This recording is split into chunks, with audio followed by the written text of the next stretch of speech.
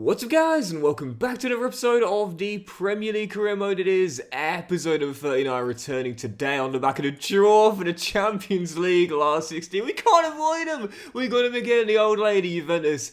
Two-legged affair, of course, first away in Turin and then back at home at the Cottage. Today, don't think we'll get to the game, but loads to get through, man. We've got more big games in the Premier League right now, 8 clear of Spurs on the back of a nice little mini run. We've got the Carabao quarter-final at home to Manchester United, aims to reach the Final Four for the first time since season 1, and we'll have the FA Cup third round at home to MK Dons, Milton Keynes Dons as well, plus the January window opening too.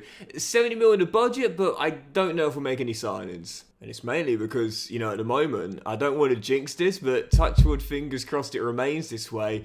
We haven't had many problems with injuries this year. We've had a few knocks, yes, and Harvey Elliott's been down with a broken toe. He should return in today's episode, but really, we've been quite injury-free for the first time in the save, but we may be losing Trey on a free transfer. Now, for those that don't play career mode, basically any player under the age of 23 years old, so 22 or under, can't be poached away on a free transfer. So we don't need to worry about these free youth players until the end of the season. But for Trey, he can leave on a free transfer. And I said this in the last episode, this year he has been starting almost as many games as Yan Couto at right back, due to the fact that, well, I'd say almost as much. To be fair, he's played 5 of 6 Champions League games. Due to the fact he's a better defender than Couto, I do want to give him a new contract, but I'm not going to give him the important squad role, and that's the thing. So I'm going to risk Trey leaving on a free.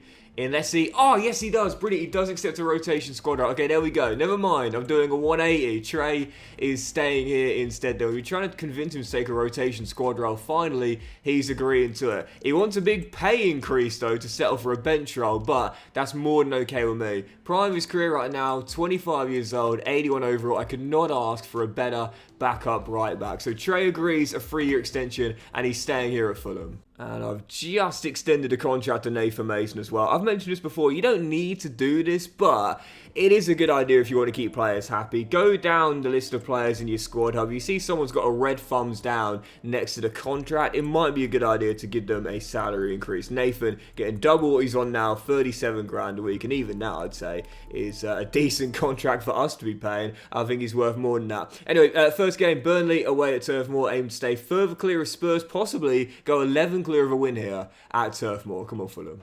I've sort of accepted now he's not going to hit the heights of, you know, Gareth Bale or Ryan Giggs, or at least he still could. Like, he still could. Put it this way, in my Luton Town career mode earlier this year, I thought Joel Cox was kind of done for with the injuries that he had. I think it was back in season 4, and in the end he became superstar status, mainly after we left and took him with us to the San Siro. So Nathan still could, to be fair. The injuries have hurt his development, but I mean, you got... Oh, Sarah hits the side net. You got to remember, he's still a kid. I mean, he's still a boy, really. So, still could become that impactful, but obviously the injuries have started the development somewhat. Even so, still 0-0 here. Haven't really been on it so far. I mentioned before, these are the games where, as Dalinga is denied, I don't mind slipping up away at the Bridge, because we know we often do. I don't mind a draw at the Emirates, for example, but these are the games, as Nathan fires it over, you got to capitalise and win these. It's just, I haven't been on it in this one. Oh, his Vifa is scythed down. Don't think that'll be a red. Probably just a yellow. But if it is a red, it gives us a great chance towards the end of it. It is a straight red towards the end of the game. I'm doing the off. That ends any chance of Burnley getting a late winner. It was, to be fair, absolutely reckless from behind. How crazy is that? 2 red cards in 2 episodes, man. Rarely do I see one a season, but 2 in 2 episodes, a lot less debatable than the one against Newcastle. The question is, can we find a winner here with that man advantage? Mason pokes it through. Torre, Dalinga, surely! Come on! Fulham winning the final 5. But is it any surprise who pops up in the clutch? Dalinga does it again. Man, oh man. Bailed out at the death. courtesy of the Dutchman. He's done it again. Dalinga rescuing Fulham. We've seen this story before. Huge 3-pointer Turf Moor late on. Oh yes, and Chelsea doing us a favour beating Spurs as well does indeed put us 11 clear at the top of the table. Where would we be without Dalinga? It's ridiculous. We're not a one-man team, okay? We're not, but we're about as much of a one-man team as we could be without being a one-man team. We're 11 clear now of Spurs, and listen, there's a long way to go. I'm taking nothing for granted, but I mean, come on. From here, even with 2 games to go into the halfway point, it will be a bottle to surrender this lead like we did the past 2 years. Right, following game, League Cup quarter-final, Manchester United home. Got a few starters out there for this game here, because I'd love to reach the Final Four for the first time since Season 1, but it is still our lowest priority, so I won't be too gutted if Eric Ten Hag's side knock us out of the last day. Let's see if we can keep the quadruple dreams alive. Can't say that with a straight face. Come on, Fulham. I would say this is the most I've relied on one player since the Bournemouth-Liverpool career mode I did when Cody Gakpo was just bailing me out in my first year or two at Anfield, you know. I would not have survived in that CM, because spoilers for those that haven't watched it. I do recommend it. It was one of my favourite saves of this year's FC. First year at Anfield, I thought I was going to get the sack. Had it not been for Cody Gakpo, I probably would have done. And Yunus Musa, who scored the winner on the final day to win us the Premier League. But even so, Dalinga for this Fulham team, ridiculous. And if anyone deserves that massive new contract he got, it's him. As he does get back to his feet there. For a second I was worried, but you got to wrap this guy up in cotton wool, man. He cannot get injured. Rasmus trying to get away from Calvin. Pokes it inside to Bruno Fernandes with the opener. And it's the captain who puts Manchester United in front. Okay, alright, it's only minute number 13, 16. But plenty of game to go. Plenty of game to go. As Manchester United take the early lead. Don't forget, it's 2-legged in the semi, 1-legged in the quarters, so it's level at 90 minutes. It goes straight to pens in the Carabao Cup. Dalinga, bounce back for us, son. Oh, Nana with the save, as we still trail by a goal. But yeah, there's going to be plenty of chances tonight. So how often do we say, if you stop out the blocks, don't worry, plenty of time to turn it around. Just don't capitulate and don't catastrophise. Gabriel Sara's shot blocked, and the chance remains alive. Jamie Heel, Trey Hume onside. Oh, drags it well wide. Jamie William, mate. And Sara. Oh, surely. Dalinga. Bryan. Footwork. Finish! Bryan, well done. Well done, son. Give him some TLC. Talked about in the last episode. All the team going over to celebrate. That's what he needs. That's what he needs. He ain't got that bulletproof confidence. Man can't start doing a dab. He needs some teammates to hold on to him and tell him, it's alright, Bryan, we love you, mate. We love you. You did really well there. I don't know what I'm talking. He's like me, for real, for real. You ain't going to catch this guy busting out the gritty. No, he needs some hugs. Go on, Bryan. I reckon that's probably going to do it. I think we're set for pens. I'm tempted to take Lance off, you know, after what happened in the Charity Shield. I'm tempted to take him off, really. Hang on. Bryan. Gabriel. Dalinga. Oh. Just couldn't poke it through. Pens it is. Pens it is. I gotta say, like, yeah, after what happened in the Community Shield, I'm not feeling confident, man. Saved one penalty with Lance, and that was against Edison. He died the right way for 4 of them. We've got no gloves on him at all. I'm not feeling confident, man. Like I said, my penalty shootout ratio is like 1 in 4 or 1 in 5. Not feeling one bit confident here, but come on, Fulham. Lance wants to smoke, though, because he scored in the Charity Shield. I put him in there. Sara should be in there as well. I don't really fancy Calvin at 4, but then with Bryan, it's you don't look at the finishing stat or the penalty stat. You need to look at the confidence stat, and that's a hidden stat. I think Jamie should be up there. Bryan, I want you at number 11, mate. No, believe in him. Believe. I love this save. Sara, I want Sara to. I want Dalinga and Sara 1 and 2 though, and then there's captain 3rd as well. I like that. And then. Oh no, Bryan, I want you in the top 5, bro. I believe in you. I believe in you, bro. Right, come on, boys. Here we go. Here we go. Well, you know this is going in first pen because Thijs Dalinga does not miss penalties. Thijs Dalinga does not miss from 12 yards. Come on, mate. Seriously. Bruno Fernandes, first man up for Manchester United.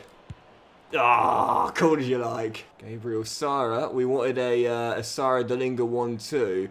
Normally, I don't change corners when I've scored that way, but for this one, I'm going to here. Because I reckon Onana's changing. Oh, no, it was the right decision. Right decision. And it's going to be Erasmus next. I reckon they are changing. Oh, as good as you can get for a pen, though. Can't blame Lance for that. Calvin Bassey, next man up. Do we keep changing or do we stay where we are? Do we keep changing or do we stay where we are? I say we stay where we are for this one here. Top left, skipper. Oh, that's a lot of power in that. Top left, skipper. Top left, skipper. Top left, indeed. And it's 100%. Savio, next man up. Are they changing or staying? No, stay where they are. Oh, Bryan. Oh, no. Bryan. Well, I said I believe in you, son. I do. I do believe in you. Come on, Bryan. Confidence, son. Confidence. No, he just not got it. He just hasn't got it. Oh, I can't believe it. Bryan just getting consoled right now. Lance scored in the Charity Shield, but we're on the brink here, man. I don't win penalty shootouts. You know that. To be fair, I do trust Lance, man. Lance scored in the Charity Shield, and to be fair to the kid, he knows how to take a pen. He just know how to save them. That's the problem. And this will probably do it. Lewis against Lance for the winner. I haven't saved a single pen. I just can't save pens. I literally just cannot save pens. Dived the right way for just a 1. Couldn't blame Lance. It was right in the top corner from Rasmus, but I don't win penalty shootouts. I don't win them. Again, I said my ratio I think is about 1 in 4. Let me correct that. I think it's 1 in 5. Possibly even 1 in 6 sometimes. Doxy winning a penalty shootout is a rare sight. So you should never expect it. Manchester United into the Final 4. I don't know. I bet they got Swansea in the Final 4 as well. I've seen Swansea knocked out Arsenal. I bet they get Swansea. With no disrespect, we did a great career mode with them earlier. No, to be fair, it's Man City. We would have got knocked out there anyway. Oh, wow, look at that. Swansea versus Leicester. One of those going to the final. But we wouldn't have got through Man City over 2 legs anyway, I don't think. So don't worry about it. Head up, boys. Head up. Bryan, oh, I don't know. What do you need, Bryan? What do you need? Like, what do you want me to do to get you some confidence, mate? I know he's got the red thumbs down for the playtime. He's done well in Europe this year, but what do you need, son? Like, what can I do to help you believe in yourself? What do you need?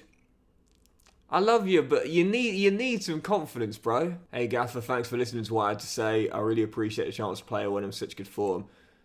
I mean, you did miss the penalty that knocked us out, bro. But great performance. Because you are playing well. I mean, you got the goal. If it wasn't for you, we would have had penalties, bro. If it wasn't for you, we wouldn't have had the chance on the spot kicks, you know?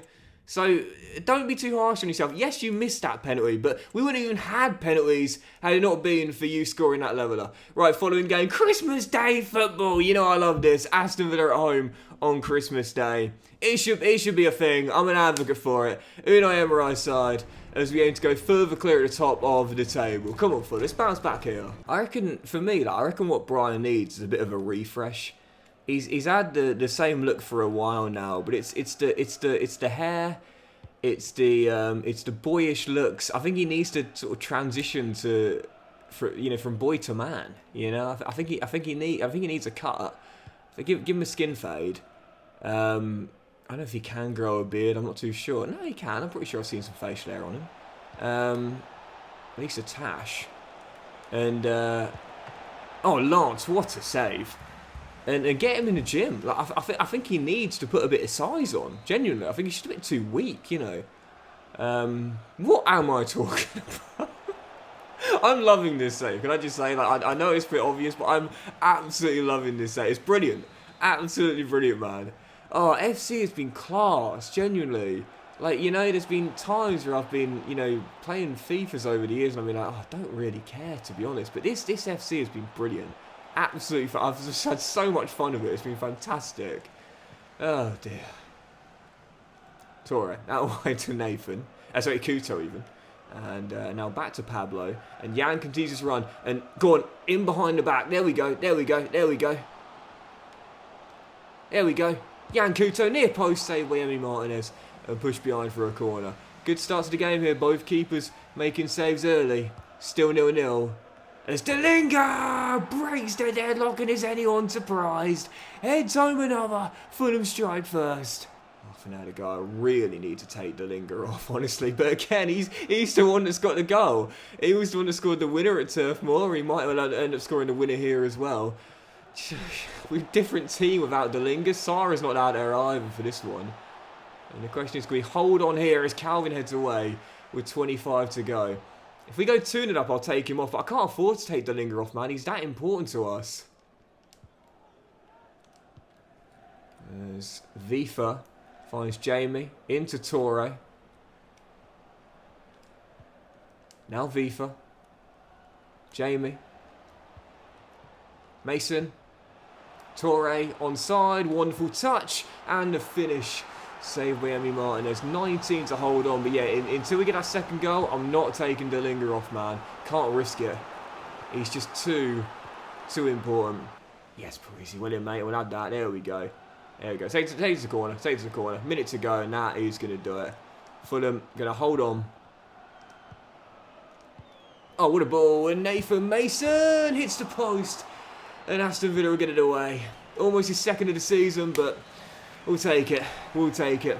Grinding out the 1-0 victory just like we did at Turf Moor. And once again, the difference maker, Thijs Dalinga, with the only goal of the game. He needs a breather, but I can't give him the breather. We don't win games without Thijs Dalinga. We need him. Oh, get in and look at that. Draws for Spurs, Liverpool and Chelsea.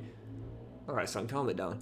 Means that we've now got even further clear. 13 points. Listen, we still got a game to go to the halfway point, so taking nothing for granted, but 13 clear now after 15 wins in 18 games. League's top scorers. Oh, no, we're not. Oh, my God, Man City scored 39 goals in 18 games. Wow. The league's best defensive record, but take it game by game, man. Game by game. Following game, Sheffield United away at Bramall Lane, heading as this one. They've done pretty well in the recent years right now, sitting in 10th place, but got to win this game and keep the chasing pack as far clear away as possible. Come on, Fulham. A lot of players resting for this game tonight, coming just 3 days after our win against Aston Villa and 3 days before we play host to Spurs. First game of the second half of the season at the Cottage. That would be massive, that. Oh, it's Josh Sargent has just blazed it over and really should have put a blaze in front. Gotta make sure we keep this winning run going ahead of that host of Postecoglou's side. But it's not going to be easy again. A lot of rotation tonight. And Thijs absolutely gassed as well. At some point, he needs a breather, but I can't afford to. I really can't. Yeah, we're just absolutely gassed out there, man. Seriously, look at Dalinga, honestly. Like, we're not a one-man team. I'll die on this hill. I know I keep repeating it, but it's true. FA Cup final last year's the best example of that. He didn't score or assist, and yet we still ran out 2-0 winners, but there's no doubt about it. We're a different team without him, you know. With him, we're title contenders. Without him, we're Conference League, you know. That's just the honest and harsh truth. We're not even a top 4 team without Thijs Dalinga.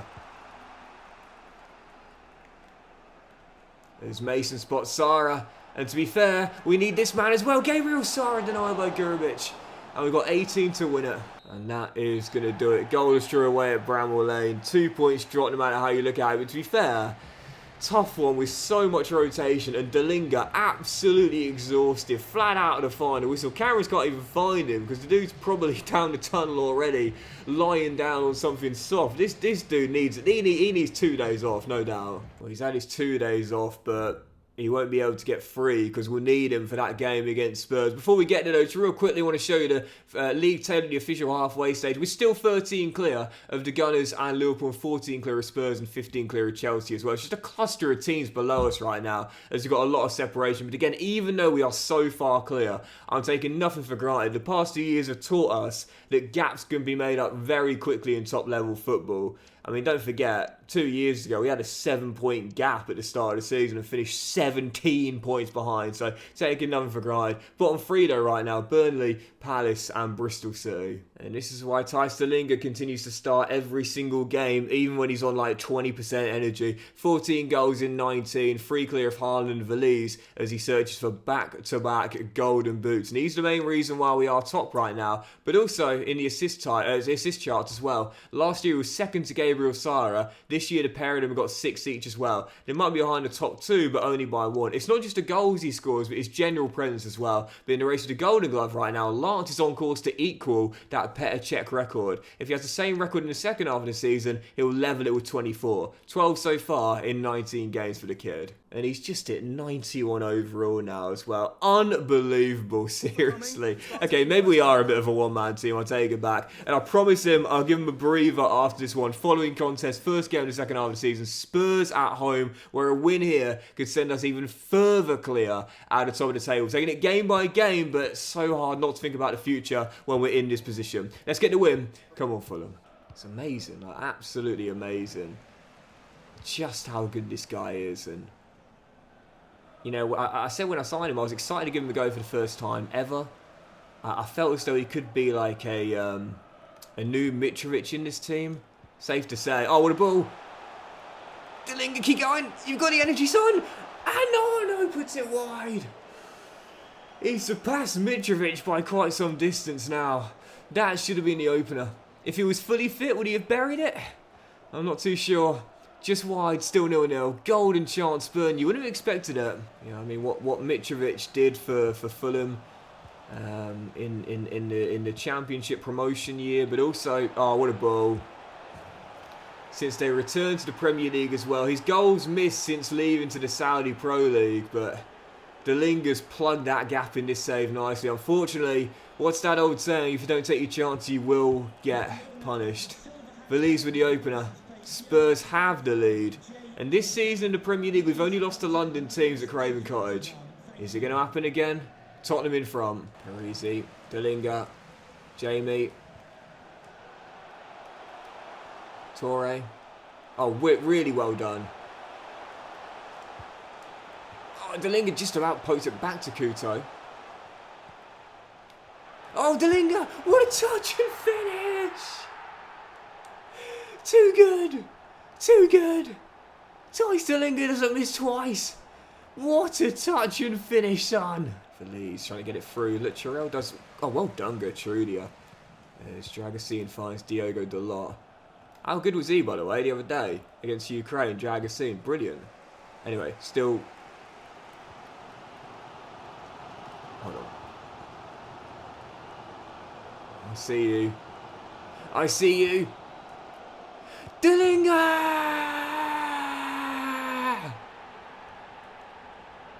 Dalinga! As the cameraman loses him for a second. Just like the Spurs defence did. And if you lose him for a second, he'll go through one-on-one. And he might have missed the first time today. He wasn't going to miss the other two. 16 for the year. Turns the game on its head.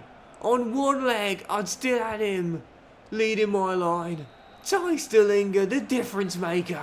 The poor dude is on 11 for fitness, though. And he's got a whole second half to play. I'm looking at him in the dressing room right now. All the boys are listening intently to my tactics, and he's just gassed, absolutely gassed right now. He's got a towel over his face, and he's basically asleep. Oh dear, but he's still got to keep those boots on for the second half. I'm sorry, bro, but I need you. I promise you. We got MK Dons next week. I promise you. I'll let you rest for that one there. I think Krstovic can fill in for you in that one. Jamie shot blocked and Spurs will clear. Yeah, I'll say it. Basically, as reliant on him as I was on Cody Gakpo in that Liverpool stadium. He's just too important. Well, to be fair, oh, Dalinga, brilliant. I said I'll rest him against MK Dons. I think he'll still need to be on the bench though, just in case. Just in case, man, honestly. For easy, go to the corner, son. Because I know what'll happen. It'll be deadlocked at 0-0, 70 minutes. I'll turn around and Tice Dalinga. He'll look at me in silence and say, oh, for goodness sake. When can I have a breather? I don't know, Tice, because without you, you're a different team. Turns the game on its head. basically exhausted as we grind out the 1-goal win for the 3rd in 4. Fulham go further clear at the top, but it's all about that man. With him, we're title contenders. Without him, we're a Conference League side. But this is why we're still in pole position. Massive win against Spurs. By the way, petition for EA to remove this from their game. The assistant manager coming to you after every single game and saying that one of your players is below par.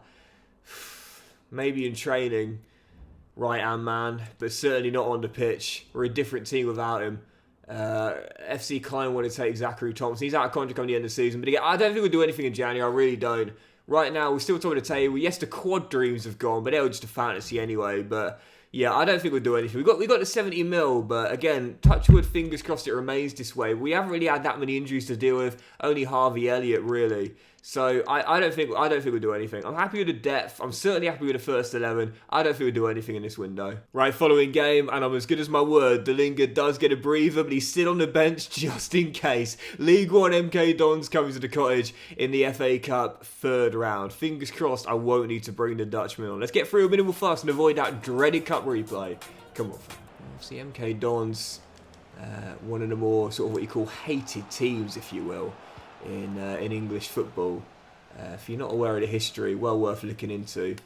Basically, Wimbledon were, I guess, what you call franchised and taken about 50 odd miles from their home to Milton Keynes, and then became MK Dons as Wimbledon got completely dropped. The first season, people forget the first season though.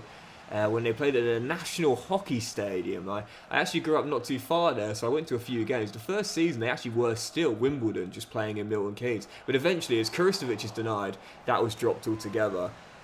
All the history got given back to the now Phoenix club, AFC Wimbledon. And Milton Keynes became their own club within their own right. But the reason there was so much animosity towards Milton Keynes Dons, not just because of the move, but because of the fact they retained the place that Wimbledon had within the Football League. And that was always the issue that I was a bit young back then, so I couldn't really have articulated it this way. But I always thought that was the big problem for me with MK Dons. If they would have started at the bottom of the football pyramid, which would have been right, in my opinion, I don't think there would have been as much animosity. But because they kept the same place within the football pyramid as Wimbledon had, it was like the other teams around them were like, how is this fair? It's apparently a new club, or it's forming into a new club, and yet they're entering the Football League. They're being in the Football League. That's not right, you know? So I think that's one of the reasons why MK Dons get so much hate. It wasn't just because of the move alone, as fine that deadlock was broken through Kuristovic, but it was because of the fact they maintained a place within the Football League, which in my opinion wasn't fair on the other members that are around them and below them. Anyway, Fulham in front, Dalinga breathing a sigh of relief on the bench as Kuristovic puts us in front. The one thing I will say, however, in MK Dons' defence is that I think you do have to give credit to the owner, Pete Winkelman, who, I mean, how many times have we seen owners come into a club, promise the world, and then just get bored of their new toy? They've got money elsewhere, and they just, sort of give up on investing in the club. Pete Winkelman came, as Kuristovic gets his second, with MK Dons, literally, they started playing at the National Hockey Stadium, and then a few years later, they're playing at a new build 30,000-seater stadium called Stadium MK, which I've been to a few times, both as an away fan with Millwall and in the home end as well. I've gone on record as saying this, comfiest seats I've ever sat in, which is nice. Pumped so much money into investing in the club. Again, the infrastructure, both on the pitch and off the pitch as well. I think you do have to give the guy some credit. Granted, okay, football purists are never going to like MK Dons. That's acceptable. We all accept that. But at least give the owner some credit in the sense that he's invested in that club and not just, brought them there and then left them to rot. Got bored and just moved on. I do give Winkelman some credit there. Yeah, with all the bad owners in modern day football nowadays, I think it's why you do have to give credit to those that are good. One of my biggest pet peeves, if you will, are owners that take over a club and promise the world and then let the club rot when they get bored of their toy. You can't accuse Pete Winkelman of not caring about MK Dons.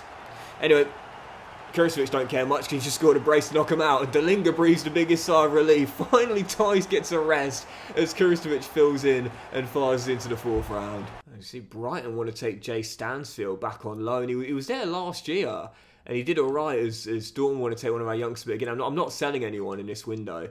But to be fair to Jay, just in case, even though Kurcevic is filling in and doing alright there, and obviously Tice is out and out at number 9, just in case one of those two get an injury, I want to make sure Jay's there as emergency cover. Man, we're going to get so many bids here. But I think we need 1 or 2 more games today. I want to see the draw for the FA Cup 4th round. But also, we'll probably play this as our final league game today. Aston Villa away at Villa Park. Heading into this one right now, 13 clear of the chasing pack. But like I said, not getting too far ahead of ourselves, man. We know that leads can be made up so quickly in top level football. Got to take it game by game and get win after win. Aston Villa away at Villa Park next. Come on, Fulham. Danilo back to Lance.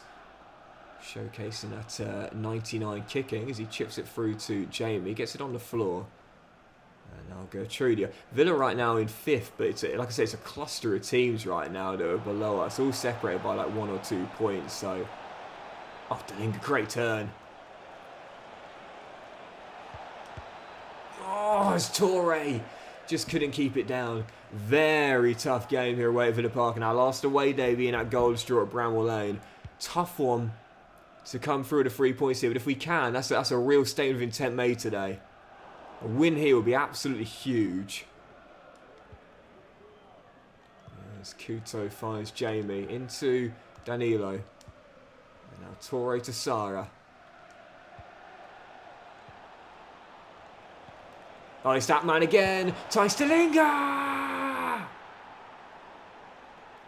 Rested, fit, firing on all cylinders. You can't stop him. Tice Dalinga with another Fulham in front. 17 in 21 games. There's an outside shot at him joining the 40 club. It's going to take a heck of a second half of the season for him to do it. But well, let's be honest here, I don't think he or we would mind if he falls short of joining that illustrious group of players that have got there.